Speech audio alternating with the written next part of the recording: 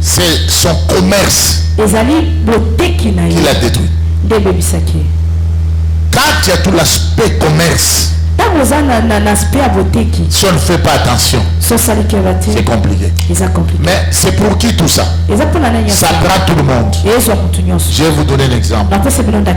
Voyant Israël, comment les gens avaient la considération à ce qui concerne l'église, le temple de Dieu. Arrivé jusqu'au moment où le lieu qui était le temple de Dieu était devenu un lieu où les gens allaient faire des échanges de monnaie et ils allaient vendre des pigeons. Le lieu où les gens célébraient le culte, où Israël était en mesure de tuer tout celui qui ne considère pas, qui ne prend pas le culte à sa juste valeur. Ils étaient en mesure de les sacrifier, de les lapider. Mais ces gens sont quand même arrivés à faire de ces lieux comme un marché vulgaire.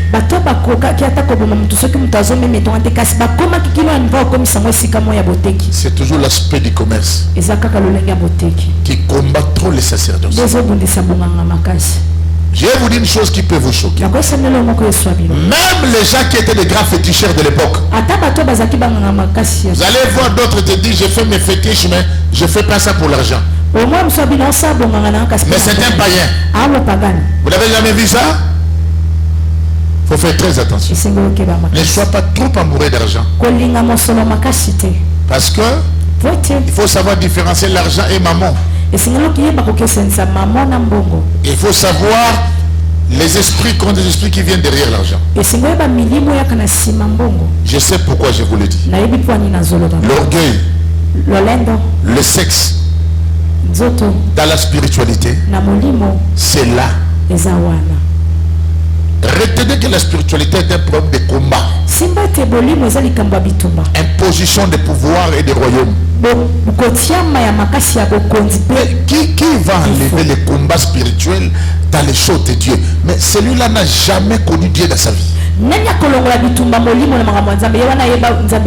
n'a jamais connu Dieu. Ce n'est pas moi, mais la Bible dit. Il y est dans les ciels. L'armée de Michael combattit contre qui? Contre qui? Et le dragon avait croisé les bras. Lui aussi a fait quoi? Il a aussi combattu, non? Mais comme il n'était pas le plus fort, il a été fait comment? Précipité. Et quand il était précipité, la Bible dit quoi? Réjouissez-vous d'abord les cieux et ceux qui habitent les cieux. Qui habite les cieux? Vous savez comment le diable a dérangé là-bas? Mais malheur à la mer, à la terre et à la mer. Il est descendu vers vous, allumé du grand colère sans qu'il a pris de temps. On nous prévient que le combat continue. Il y a des gens qui veulent donner des fruits de l'esprit au diable. Laissez le diable détruire. Il y a même des gens qui se font le luxe de le dire. Laissez le diable détruire. Attends. Non, la Bible n'a jamais présenté la position du diable comme étant tranquille. Il n'y a aucun verset qui le dit. La Bible dit qu'il rôde comme un lion. C'est ça qu'il dévorera. Jusqu'à l'Apocalypse, il jettera beaucoup de gens en prison. Le diable travaille dans toutes les sphères. Et vous devez comprendre ça. C'est pourquoi comprenez cette affaire. Retenez que l'enlèvement ne va pas s'arrêter parce que toi tu ne crois pas. Au soit il n'y aura pas la fin du monde parce que toi tu n'as jamais cru à ça. Que tu crois ou pas, ce sont des choses qu'il faut savoir. Voilà pourquoi j'ai opté dans tous mes enseignements que je donne stigmatiser sur ces choses. Très important. Il y a quelque chose encore que je voulais dire. Beaucoup de gens confondent le principe ou confondent la vie de la puissance. Qui te dit que tout celui qui est sportif, qui est devenu maître, doit seulement laisser livrer des bagarres.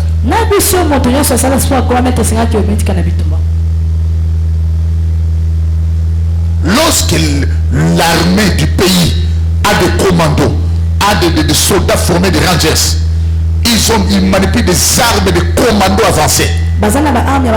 C'est chaque jour qu'ils vont se mettre à tirer sur les gens, même sur les innocents. Il y a même des nations qui ont des armées, mais qui n'ont pas encore livré des combats. Nous connaissons par exemple la nation gabonaise n'est pas vraiment une grande nation qui a fait la guerre. On n'a pas trop vu le Cameroun dans la guerre.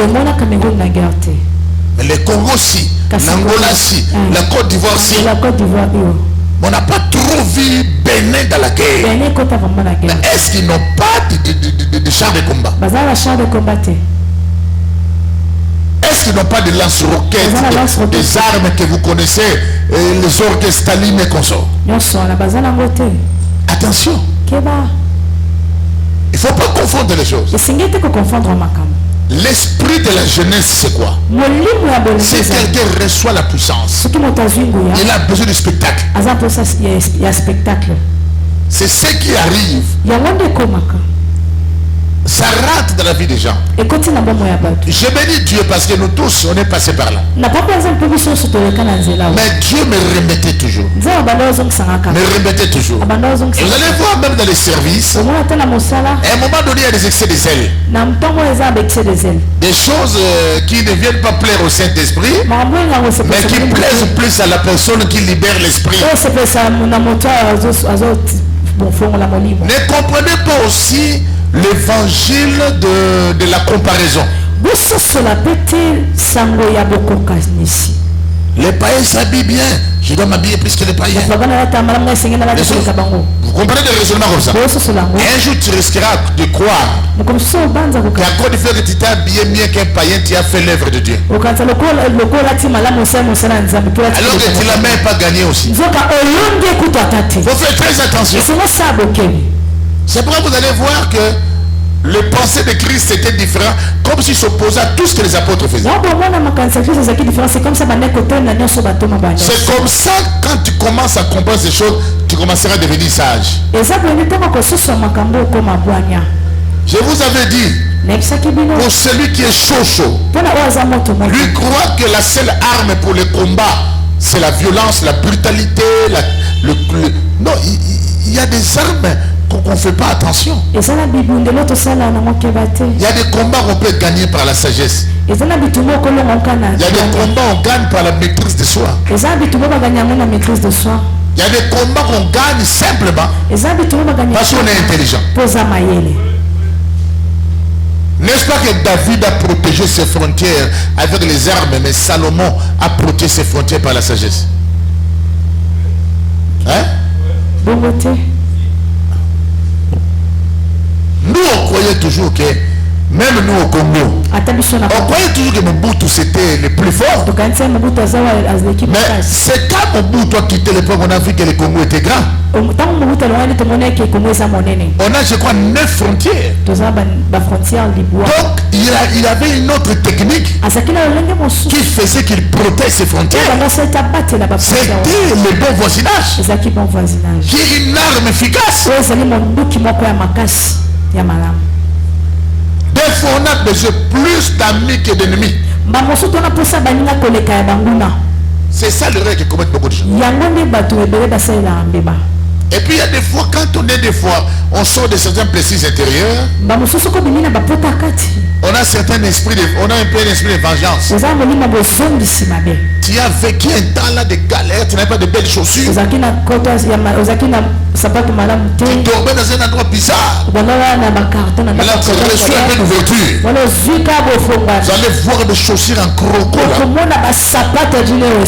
Donc la personne vous cherche de 4x4 des véhicules comme si c'était la fin du monde. Et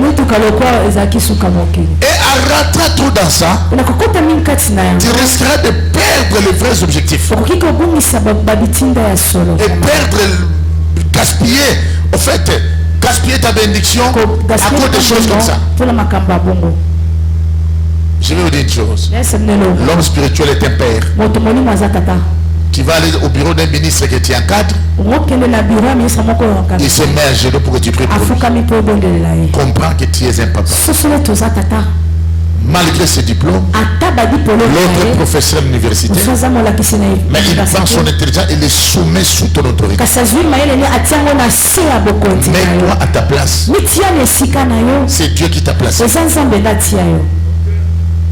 Quand tu comprends ça, quand tu comprendras ces choses, alors tu verras la gloire de Dieu. Qui a dit Amen? Vous savez, la mer, c'est un grand monde. Un très grand monde. Et si vous devez savoir, la Bible a des langages très codés. Parmi ces langages, je voudrais que vous puissiez comprendre certains langages. Vous allez aller méditer à la maison. Et vous allez aller lire la parole de Dieu, voir Daniel 1 jusqu'à Daniel 10. À partir du premier verset, lisez tout ce Daniel 10. Je sais pourquoi je vous amène à ça. Dans le langage biblique, la Bible est tellement codée.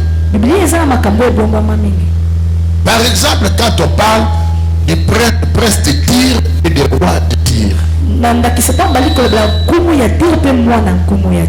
y a des choses que vous devez comprendre.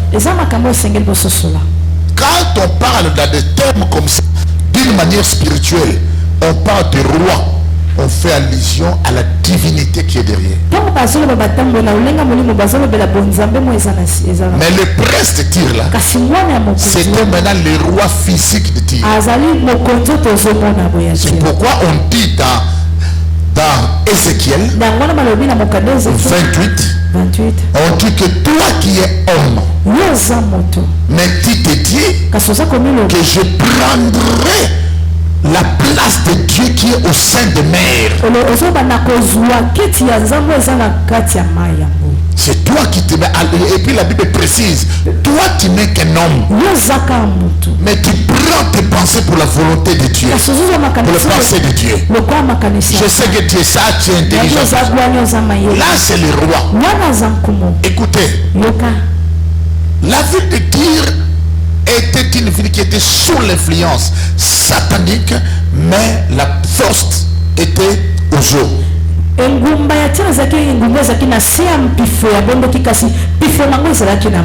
N'oublie pas que ce sont des villes sur terre. Retournons un peu en Égypte. N'est-ce pas, en Égypte on a vu l'influence des eaux. Et en Égypte on a vu l'influence des astres. Quand on parle d'héliopolis, tout ça, tout ça c'est même l'appareil qui mesure la lumière, on appelle ça héliophile. Il y a héliomètre, pardon. Il y a héliomètre, il y a aussi héliogramme. Ça mesure l'intensité lumineuse. Le terme hélio, hélios, hélio, l'héliophile, tout ça. Il y a même le phénomène lorsque dans chaque plante, ça c'est le phénomène d'héliophile. Voilà, lorsque nous plantons, par exemple une bouture, nous vérifions les géotroprismes. Les géotroprismes, c'est que il y a la plante et on prend une bouture, il y a des yeux, là où ça pousse. Mais ça doit pousser vers, quand l'arbre était là, on a coupé, on ne peut pas planter ça en inversant. On doit poser ça tel que ça devait pousser normalement. Mais si on renverse, ça va aussi pousser, mais ça prendra du temps. Parce qu'on n'a pas respecté les géotroprismes. Si vous prenez une plante, vous plantez vous mettez la plante, et qu'il y a un obstacle, la plante va dévier ça. Quand elle commencera à pousser, ça veut dire que la plante suit la lumière. C'est comme ça que ça fonctionne. Alors, J'étais en train de vous expliquer ça pour vous faire comprendre certaines réalités. Sur cette terre, on a eu aussi l'Égypte, le dieu soleil, on a vu les serpents, on a vu toutes sortes de puissances. C'était dans l'Égypte antique. Et dans tout occultisme, dans toute science occulte, ils puisent dans les Égyptes antiques. C'est là qu'il y a la connaissance, la base de beaucoup de choses. Et vous allez voir, on nous présente les rois de Tyr. Mais attention, on nous présente aussi à l'époque de Daniel, c'était qui? Le roi de Perse. On dit le chef du royaume de Perse. Là, on ne parle pas des noms ordinaires. Là, c'est vraiment un esprit, une principauté supérieure. Attention, cet esprit qui était capable de bloquer l'ange que Dieu avait envoyé, c'était pas de la blague. Et on nous montre comment la spiritualité fonctionne. Il y a des contractions de force, il y a des oppositions, il y a des résistances. Et toutes ces résistances fonctionnent dans des plans. Et ce n'est pas n'importe quel ange qui est venu pour libérer Gabriel sous la main ou sous l'emprisonnement du roi de Perse. Et on dit que Gabriel, pardon, Michael, l'un des principaux chefs, c'est qu'il y a beaucoup de principaux chefs. Et parmi eux, il y a l'un, c'est Michael. Lisez bien la Bible. Vous n'allez voir aucun ange qui a défié Lucifer comme ça. À part Michael. C'est pour te dire que tous les anges n'ont pas le même niveau. Vous devez comprendre ça. Et les gens qui sont soumis au combat, aux attaques, ils ne sont pas exposés aux mêmes sortes des esprits. Il y a des esprits princes. Il y a des esprits supérieurs. Même le Christ a dit. Parce que les disciples ont dit, Seigneur, comment on n'a pas pu chasser ces dieux? Il a donné deux réponses. Première réponse, parce que vous n'avez pas la foi. Ah bon? Après il dit, mais ce genre des esprits ne sont que par des jeûnes et pas de prières. Mais lui-même n'était pas en jeûne. Parce que c'est Jésus. Il ne faut jamais oublier ça. Mais écoute, à l'église, nous avons des hommes forts et des faibles. Il dit, je sais que le diable jettera nombreux parmi vous en prison. Il rôde, il cherche qui dévorera. Alors, tous les pays sur terre travaillent avec des forces. Qu'on nous lise un peu.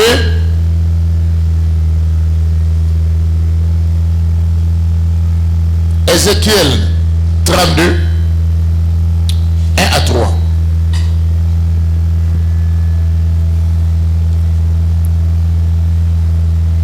Ézéchiel 32, 1 à 3, je lis au nom de Jésus. La 12e année, le premier jour du 12e mois, la parole de l'Éternel me fit adresser en ces mots.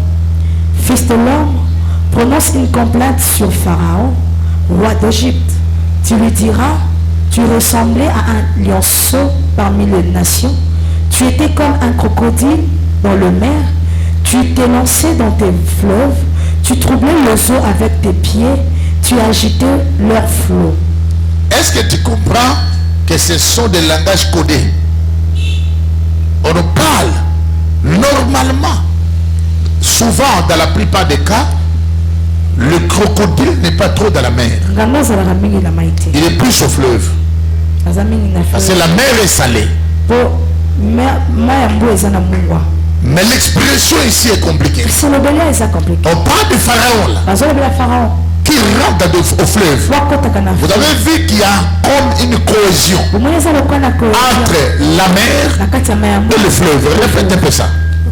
Allez-y. Fils de l'homme, oui, prononce une complainte sur Pharaon, roi d'Égypte. Tu lui diras, tu ressemblais à un lionceau. Une complainte, c'est comme quoi? Qui connaît bien le lingala? Hein? Comment? C'est ça? De complaisance. Complainte. Complainte. C'est plein.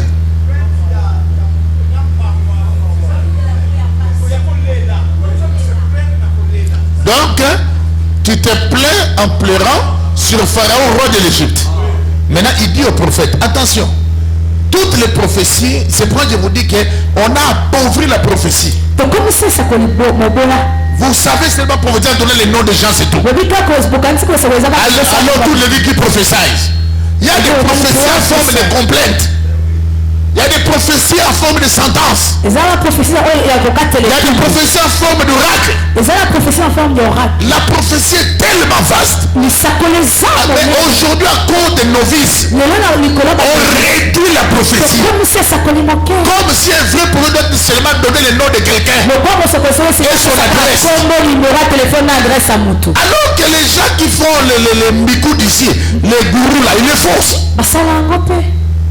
Allez-y. Okay. Fils de l'homme, prononce une complète sur Pharaon, roi d'Égypte. Tu lui diras, tu ressemblais à un lionceau parmi les nations. Tu étais comme un crocodile. Vous savez, suivez.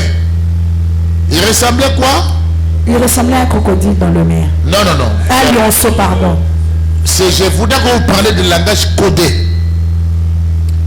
Même quand on parle de Psaume 91, qui marchera sur le lion, sur le serpent? C'est ça l'aspic. Le serpent du genre vipère. Qui marchera, l'aspic c'est comme une vipérité. Donc de cette classe ou de cet ordre-là. Qui marchera sur le serpent, sur le scorpion. Qui foulera les lionceaux et les dragons. Les lionceaux là, certains lionceaux, certains lions, c'est aussi certaines nations. Il faut faire attention. Ce n'est pas seulement des animaux. C'est aussi des territoires. C'est pourquoi quand tu lis la Bible et quand on est dans les prophétiques, il faut bien comprendre le cause qui est derrière les écritures qui se présentent. Pharaon, parmi les nations comme petit lionceau, mais il était crocodile dans la grande mer. Vous savez les crocodiles. Quelles sont les caractéristiques des crocodiles? Comment il joue avec le flot. Il dit c'est à moi. On nous dit de prendre une complainte. On s'adresse comme ça au pharaon roi d'Égypte. Ma fille, vas-y maintenant totalement. Roi d'Égypte, tu lui diras, tu ressemblais à un lionceau parmi les nations. Tu étais comme un crocodile dans le mer. Tu t'es lancé dans tes fleuves. Tu troublais les eaux avec tes pieds. Tu as agité leurs flots. Troisième, ainsi parle le Seigneur l'Éternel. J'étendrai sur toi mon règne, voilà, dans une foule nombreuse de peuples, et ils te tireront dans mon filet. Écoutez-moi très bien. Tu vois qu'on représente la vie de Pharaon dans le monde des eaux. N'est-ce pas? Ici on représente le monde des eaux. Vous comprenez? C'est pas encore fini. Ézéchiel 32. 2. Ézéchiel 32, 2. Oui. Fils de l'homme, prononce une complainte sur Pharaon, roi d'Égypte. Tu lui diras, tu ressemblais à un lionceau parmi. Non, pardon, 28, 3. 28, 3. Ézéchiel 28, 3. Sorry. Okay. Voici, tu es plus sage que Daniel. Rien de secret n'est caché pour toi.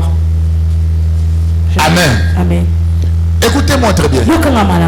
Pharaon, grand crocodile dans les eaux.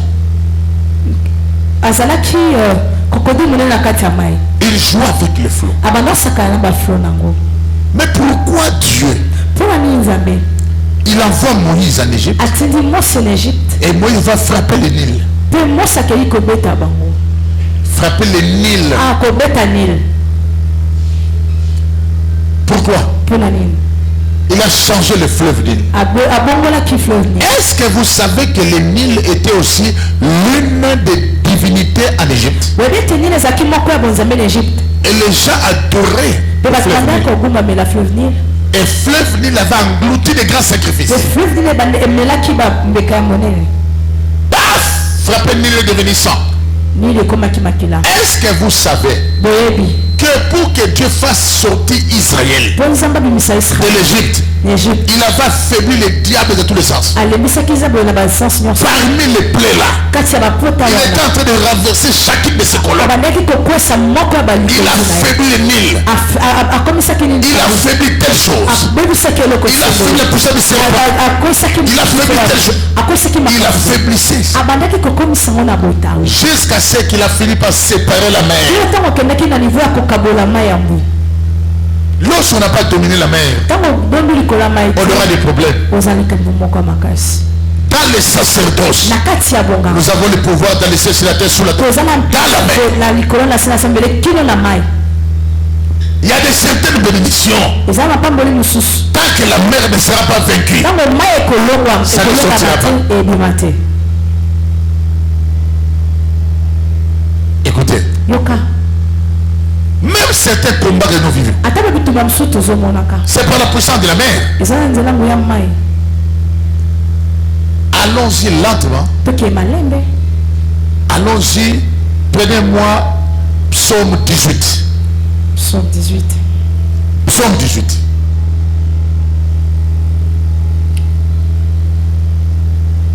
Le 40e verset du premier. Commence au premier verset.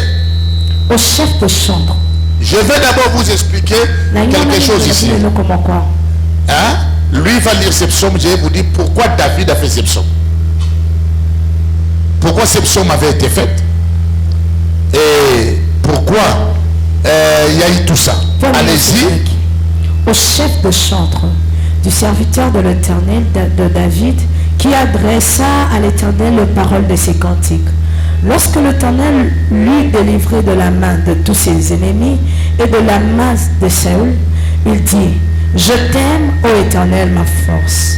Éternel, mon rocher, ma forteresse, mon libérateur, mon Dieu, mon rocher, où je trouve un abri, mon bouclier, la force qui me sauve, ma haute retraite.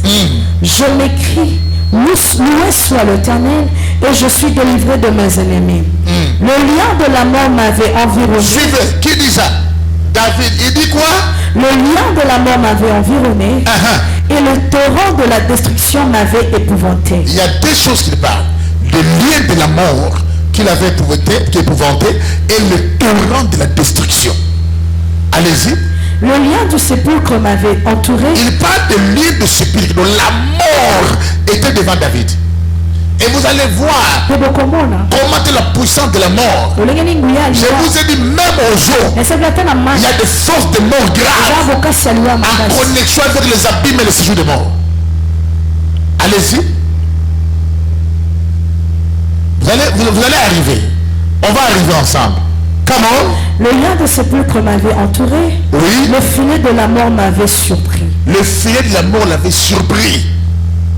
Papa, celui qui parle là, on l'appelait l'homme selon le cœur de Dieu. Mais surpris par le filet de la mort. Faut pas s'amuser. Allez-y. Dans ma détresse, j'ai invoqué l'Éternel. Il a invoqué l'Éternel. J'ai crié à mon Dieu. Suivez bien. De son palais, il a entendu ma voix et mon cri est parvenu devant lui à ses oreilles. Vous allez voir quelles sont les apparences que Dieu a pris pour retirer David de là où il était. Et on va vous nous montrer si David était où. Voilà, et Dieu prend des apparences par rapport à des combats et par rapport à la manifestation pour atteindre ce qu'il a comme objectif. Allez-y. La terre fut ébranlée et trembla.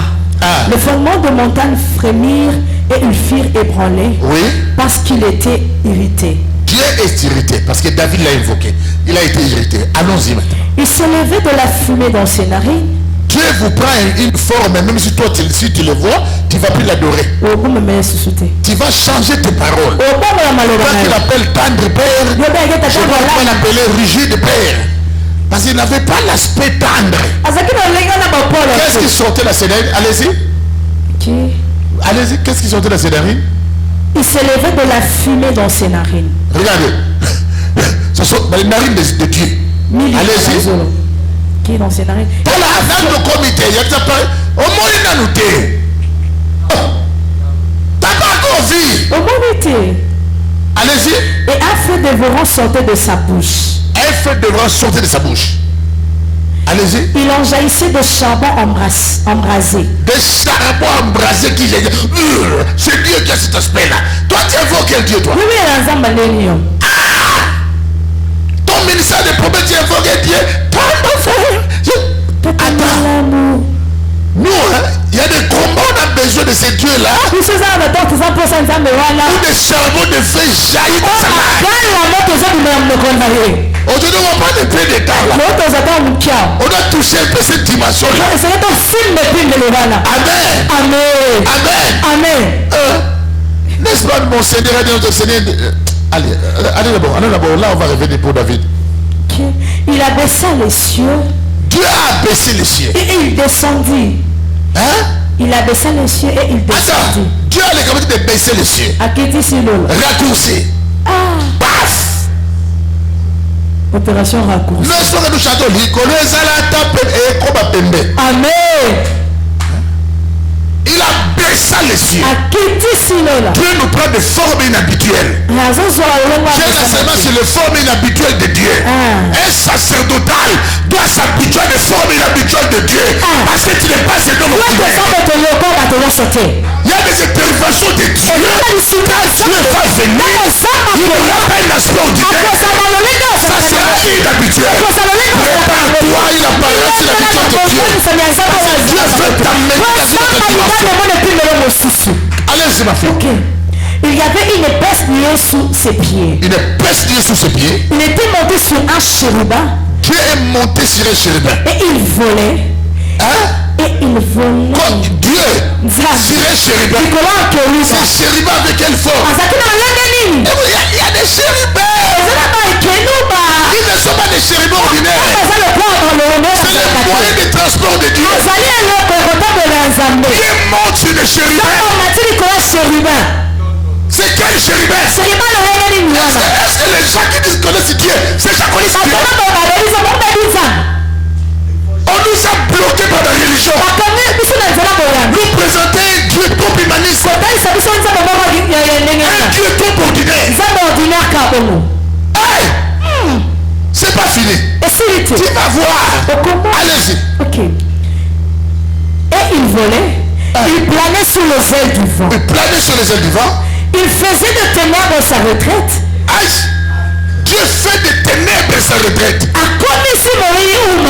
regarde Dieu, tu vois d'abord c'est les ténèbres. Mais comment Dieu fait des ténèbres sa retraite? Vous jouez vers les choses. Allez-y. Sa tente autour de lui, il était enveloppé de eaux obscures et de sombres nuages. Pas des eaux claires. Quand Dieu se fâche, ce sont des eaux obscures. Des nuages noirs. Mais Dieu, c'est là que même les ténèbres comprennent que je ne suis pas le premier.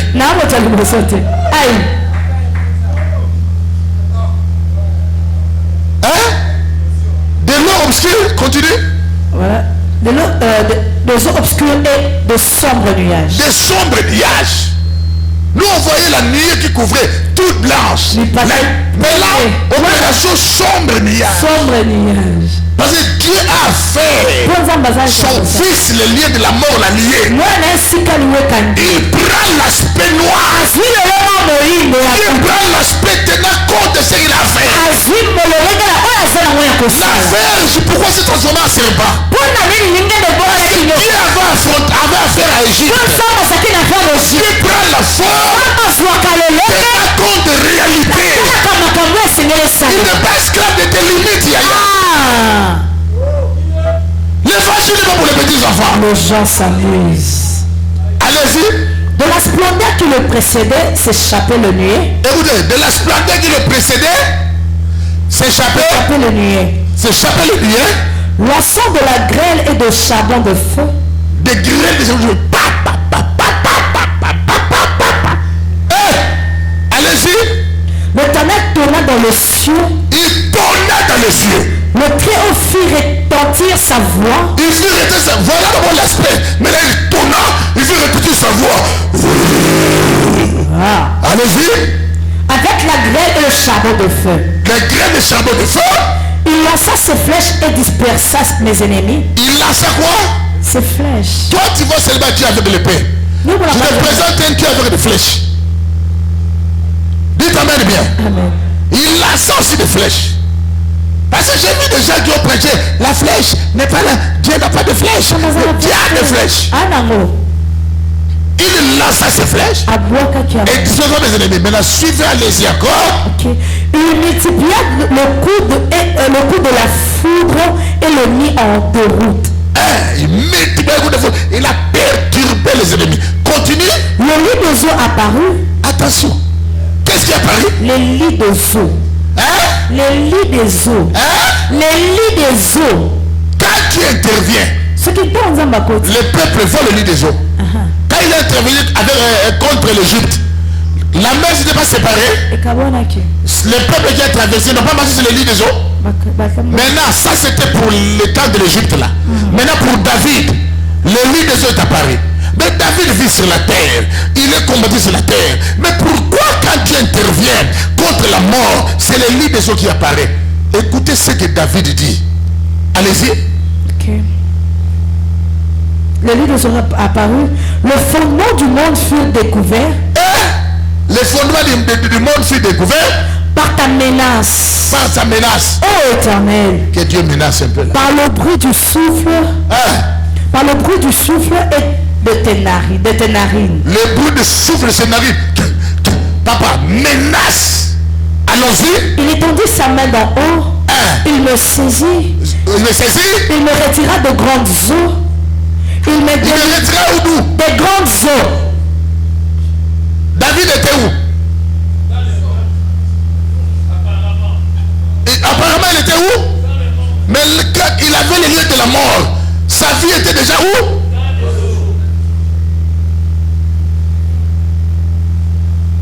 Si lui serviteur de Dieu, sa vie était dans les eaux. Pour sa sortie, Dieu devait prendre cet aspect. Parce que Dieu savait s'il avait affaire à qui. David a tué Goliath. Après des années, il y avait des descendants de Goliath qui étaient restés avec la haine. Ils pensaient un jour venger David. C'est comme ça que sur le terrain de bataille, David était affaibli. Il était faible. Et il y avait l'un des descendants de Goliath. Lui qui était là, il avait David à bout portant. Je vais finir avec David. C'est lui-là qui venait déjà pour achever David.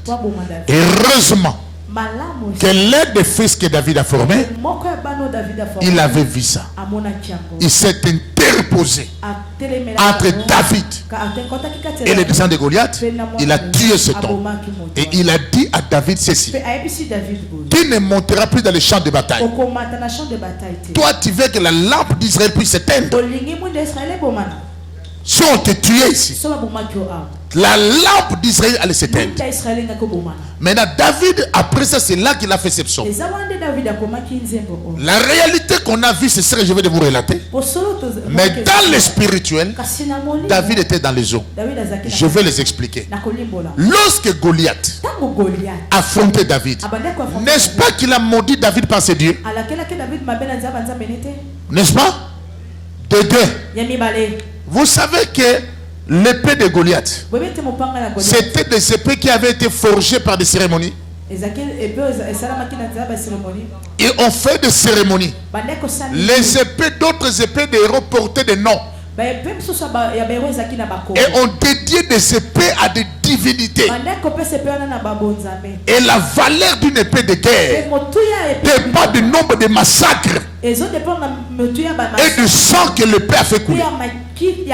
C'est pourquoi ce qui s'est passé avec David, les Philistins ne pouvaient pas laisser ça. Leur esprit de guerre s'est posé sur Goliath.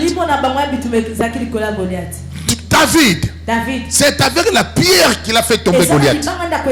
Mais il n'a pas tué Goliath avec la pierre. Il a pris l'épée de Goliath. Il lui a coupé sa tête à lui. Il a inversé les données spirituelles. Cela veut dire il a dressé l'épée contre son maître. Quand on prend l'épée de Néron, la trace du souvenir spirituel qui reste, c'est le dernier sang que cette épée a fait couler. Or cette épée, le dernier sang que l'épée avait fait couler, c'était l'épée, le sang de Goliath. Suivez très bien. Maintenant, voilà pourquoi quand Israël célébrait, les gens n'ont pas compris que le sacrificateur a demandé qu'on puisse prendre l'épée là. C'était ça l'affaire. Qu'on puisse ligoter ça. Et on a amené ça dans les temples. Cette épée vivait là-bas. Jusqu'au jour où David fouillait Saül. Il arrive chez le sacrificateur. Le sacrificateur lui a posé des questions parce qu'ils avaient faim. Ils pouvaient manger le pain de proposition. Il a dit, est-ce que tes gens se sont abstenus de femmes pour qu'ils mangent le pain de proposition? Oui. Ils ont mangé le pain de proposition. C'est là, c'est alors que le sacrificateur a remis maintenant cette épée à David. C'est avec cette épée que David est allé lutter. Parce que l'épée là déjà avait déjà confondu le principe de Philistin. Écoutez-moi, la taille que Goliath avait et son épée, David ne peut pas manipuler cette épée là. C'était plus grand que lui. S'il a manipulé ça, il avait mangé l'épée de proposition.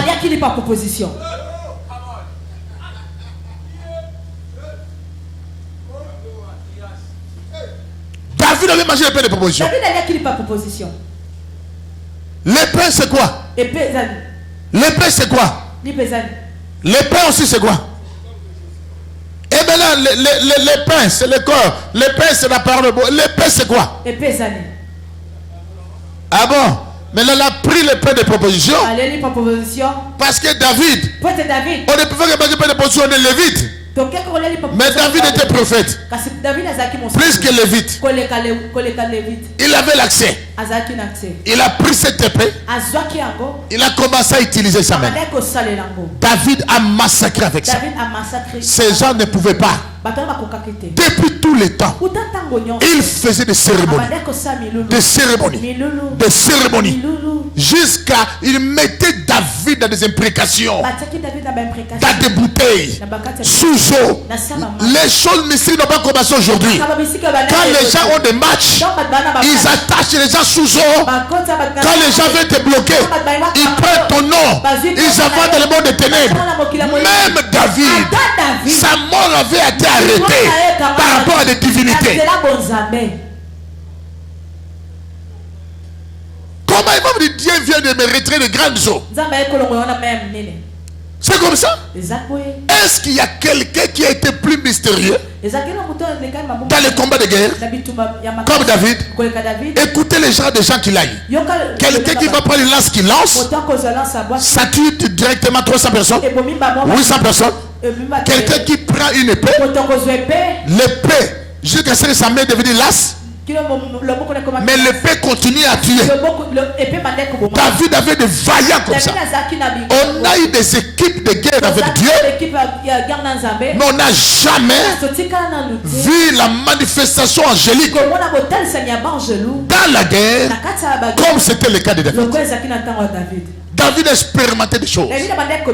Il y avait des vaillants qui tuaient des lions. Des lions de Moab au jour de neige. Il y avait des gens qui ont fait des exploits avec David. Les modes de guerre, David en avait. Nous avons notre Dieu, mais chacun a son Dieu aussi. Pourquoi je l'ai dit? Je dis chacun a son Dieu parce que ça dépend de la particularité, de la manifestation de Dieu. Salomon avait le Dieu de la sagesse aussi. C'est le même Dieu, mais David c'était plus la guerre.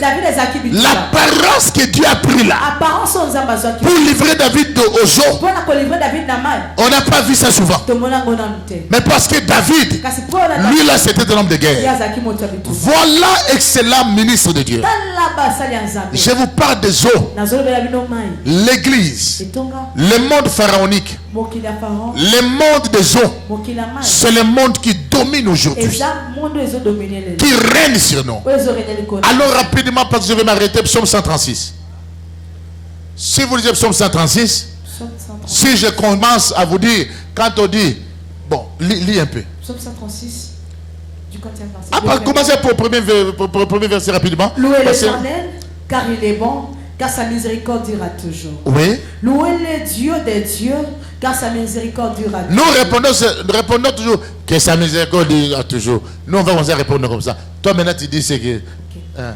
Louez l'Éternel, car il est bon. Car sa miséricorde durera toujours. Louez les dieux des dieux. Car sa miséricorde durera toujours. Louez les seigneurs de seigneurs. Car sa miséricorde durera toujours. C'est lui qui seul fait de grands prodiges. Car sa miséricorde durera toujours. C'est lui qui a fait les cieux avec l'intelligence. Car sa miséricorde durera toujours. C'est lui qui a étendu la terre sur les eaux. Car sa miséricorde. Il a étendu la terre où? Sur les eaux. Continuons. Car sa miséricorde durera toujours. C'est lui qui a fait le grand luminaire. Car sa miséricorde durera toujours. Le soleil pour présider au jour. Car sa miséricorde durera toujours. La lune et les étoiles pour présider la nuit. Car sa miséricorde durera toujours. C'est lui qui frappa les Égyptiens dans leur premier-né. Car sa miséricorde durera toujours. Et fit sortir l'Israël au milieu d'eux. Car sa miséricorde durera toujours. À main forte et à bras étendus. Car sa miséricorde durera toujours. C'est lui qui coupa en deux la mer rouge. Car sa miséricorde durera toujours. Qui fit passer Israël au milieu d'elle. Car sa miséricorde durera toujours. Et précipita Pharaon et son armée dans la mer rouge. Car sa miséricorde durera toujours. C'est lui qui conduisit son peuple dans le désert. Car sa miséricorde durera toujours. C'est lui qui frappa de grandes croix. Grands rois. Car sa miséricorde durera toujours. Qui tua le roi puissant. Car sa miséricorde durera toujours. Sion, roi des Amoréens. Car sa miséricorde durera toujours. Et Og, roi de Bazan. Car sa miséricorde durera toujours. Et donna leur pays en héritage. Car sa miséricorde durera toujours. En héritage à Israël son serviteur. Car sa miséricorde durera toujours. C'est lui qui se souvint de nous quand nous étions humiliés. Car sa miséricorde durera toujours. Et nous délivra de nos oppresseurs. Car sa miséricorde durera toujours. Lui qui donna la nourriture à toute chair. Car sa miséricorde durera toujours. Louez les dieux des cieux. Car sa miséricorde durera toujours. Vous avez compris? Vous avez compris comment il a frappé? Comment il a frappé la mer? Comment il a séparé la mer? Vous savez, si on n'a pas vaincu la mer, c'est compliqué. Il y a des gens qui vont prendre le pouvoir dans l'eau pour venir régner sur terre. Il y a 7 planètes aux eaux. Au fin fond, il y a le Léviathan. D'autres appellent Anaconda, qui est aux eaux. Il y a des prisons aux eaux. Alors demain, comme Dieu nous a donné la force, ça sera le point culminant de l'enseignement de la mer. Demain, je vous prie, je vous donne ma parole de commencer plus tôt demain. Et demain, je vais être trop structuré. Je commencerai à donner des points et des points et des points. Et je ne sais pas si je vais prêcher encore assis ou bien debout. Parce que la prédication, l'enseignement de demain va nécessaiter une forte prière. Mais pour l'instant, bon, on va prier 1 minute. L'aspect là que Dieu a pris dans le psaume 18. Connaissance puissance extraordinaire. Dans la dimension du surnaturel. Parce que le temps de l'éternel a sonné. Quand tu restes seul, quand vous êtes nombreux, tu ne verras pas ça. Moïse n'était pas à 3, c'était pas à 2, il était le seul. Il y a des choses quand tu resteras seul, tu le verras dans ta vie. Et ce n'est pas la pression. Quelle que soit la pression. Et Manilumbu resterait Manilumbu.